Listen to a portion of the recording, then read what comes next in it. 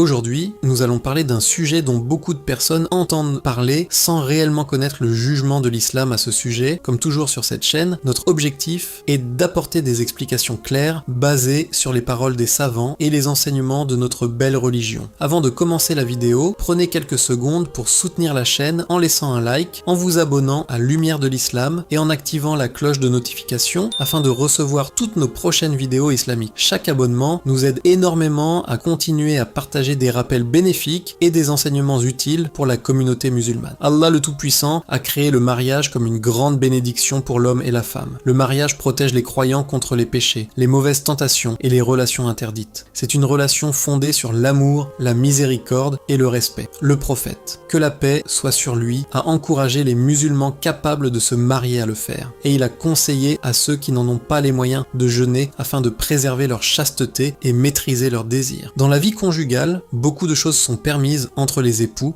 tant qu'elles restent dans les limites fixées par Allah. Mais certaines questions reviennent souvent, surtout concernant l'intimité du couple. Parmi elles, est-il permis pour un mari de téter le sein de son épouse? Et si cela arrive, est-ce que cela change quelque chose dans leur mariage? Est-ce que cela rend la femme interdite pour lui? C'est ce que nous allons voir aujourd'hui. Les savants de l'islam expliquent que l'allaitement qui crée une interdiction concerne uniquement le petit enfant durant ses 2 premières années de vie. C'est ce qu'on appelle l'allaitement légalement reconnu en islam. Quant à un homme adulte, s'il boit du lait provenant de son épouse, cela ne fait pas de lui son fils de lait et cela ne casse pas le mariage. De nombreux savants ont affirmé que cela n'a aucune conséquence sur la relation entre les époux. Certains ont expliqué que cela peut arriver pendant les moments d'affection, de tendresse ou d'intimité entre le mari et sa femme et que cela ne change pas leur statut. Plusieurs savants conseillent malgré tout d'éviter cette pratique, non pas parce qu'elle est haram dans tous les cas, mais parce qu'elle n'est pas nécessaire et qu'il vaut mieux pour le croyant s'éloigner des choses qui peuvent provoquer des divergences ou des malentendus. L'islam est une religion de pudeur et d'équilibre. Allah a permis aux époux de profiter l'un de l'autre dans le cadre du mariage. Le mari peut embrasser son épouse, la prendre dans ses bras, la caresser et partager des moments d'affection avec elle tant que cela reste dans les limites autorisées par la religion. Mais il faut aussi rappeler que certaines choses restent interdites, comme les rapports pendant les menstruations ou les pratiques clairement interdites